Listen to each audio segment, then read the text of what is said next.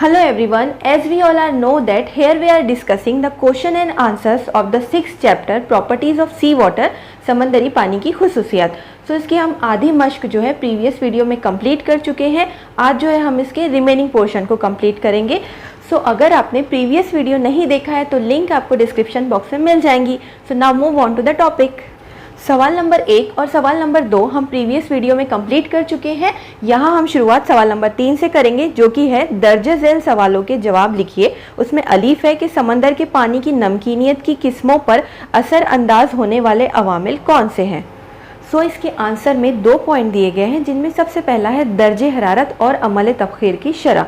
सो ये दोनों चीज़ें एक दूसरे पर डिपेंड होती हैं कि अगर दर्जे हरारत ज़्यादा होगा तो अमल तबखीर की शरह ज़्यादा होती है। ठीक है, सो इसमें बताया गया है कि जब दर्जे हरारत ज़्यादा होता है तो अमल तबखीर की रफ्तार भी तेज़ हो जाती है और ज़्यादा पानी भाप बनकर उड़ने लगता है, जिसकी वजह से समंदर के पानी में नमक की मिकदार बढ़ जाती है, यानी कि नमकीनियत बढ़ जाती है। ओके, अब इसमें सेकंड पॉइंट दिया गया है मीठे पानी की आमेजिश। तो इसमें बताया गया है कि मीठे पानी के ज़राए कौन कौन से हैं। ठीक है, तो उसमें होता है बारिश, कि बारिश से जो पानी आता है वो मीठा होता है। दूसरा पिघलने वाला बर्फ़, दर्जे हरारत की वजह से जो बर्फ़ पिघलता है वो।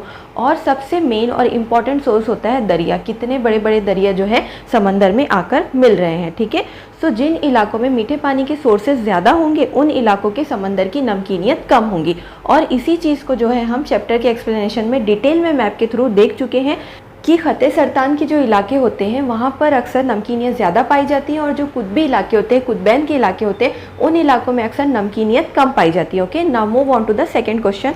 अब इसमें सेकंड क्वेश्चन दिया गया है ख़ते सरतान और ख़ते जद्दी की नमकीनियत की तकसीम की वजाहत कीजिए। तो आइए इसका आंसर देखते हैं। अब हम मैप में देख चुके हैं कि ख़ते जद्दी और ख़ते सरतान ये दोनों इलाके जो है वस्ती अर्जुल बलद के इलाकों में आते हैं। ओके, सो यहाँ पर जो है अक्सर दर्जे हरारत ज़्यादा होता है, जिसकी वजह से अमल तबखीर की रफ्तार ज़्यादा होती है और नमकीनियत समंदर में ज़्यादा पाई जाती हैं।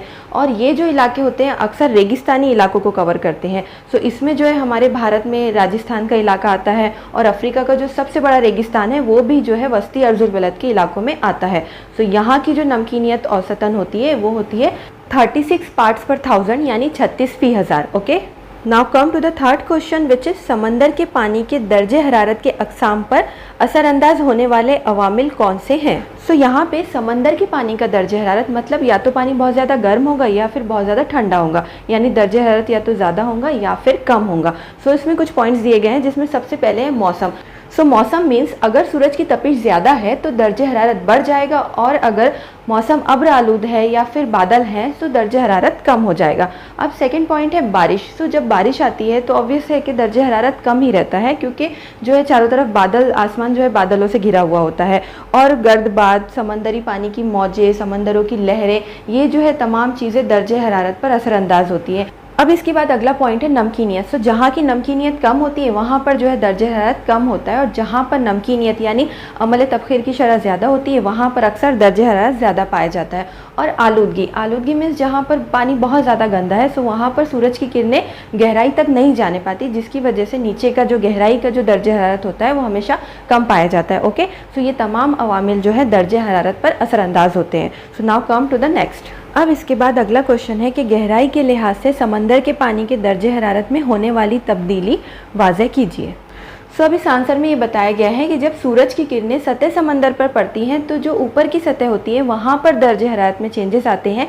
जब ये किरणें समंदर की गहराई में जाती हैं तो दर्जे हरारत तब्दील होने लगता है। ओके, और ये जो तब्दीलियाँ हैं ये 2000 मीटर की गहराई तक होती हैं, और 2000 मीटर की गहराई के बाद जो है दर्जे हरारत स्टेबल हो जाता है। ठीक है, 4 डिग्री सेल्सियस पर आकर ये रुक जाता है। इसीलिए जो है समंदर की गहराई में पानी मुंजमिद नहीं होता है, पानी जमा हुआ नहीं होता है। अगर पानी जम जाएगा तो उसमें जो जानदार है, जो नबातात है, वो सर्वाइव नहीं कर पाएंगे। और इसी तरह से अगर दर्जे हरारत बहुत ज़्यादा होता है, पानी बहुत ज़्यादा गर्म होता है, तो भी जो है चीज़ें सर्वाइव नहीं कर पाएंगे। ओके, अब इसके बाद फोर्थ क्वेश्चन दिया गया है कि दर्जे झेल पर दर्जे हरारत के क्या असरात होते हैं, वाज़ेह कीजिए। तो इसमें सबसे पहले समंदरी पानी की कसाफत।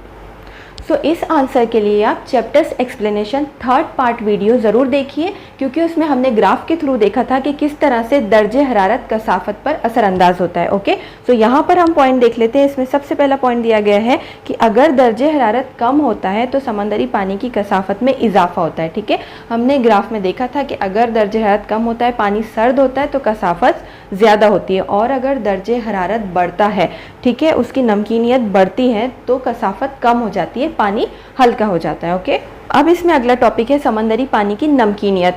सो अगेन ये बहुत ज़्यादा इजी है, हम कई बार डिस्कस कर चुके हैं कि जब दर्जे हरारत ज़्यादा होता है तो अमल तबखीर की शरह बढ़ जाती है, यानी कि नमकीनियत में इजाफा हो जाता है, और जब दर्जे हरारत कम होता है तो अमल तबखीर की शरह भी कम हो जाती है, पानी भाप बनकर कम मिकदार में उड़ता है, जिसकी वजह से नमकीनियत भी कम होती है। Okay, so it is all about the properties of sea water, समंदरी पानी की खुसूसियात। यहाँ पर इस चैप्टर की मश्क जो है कंप्लीट होती है।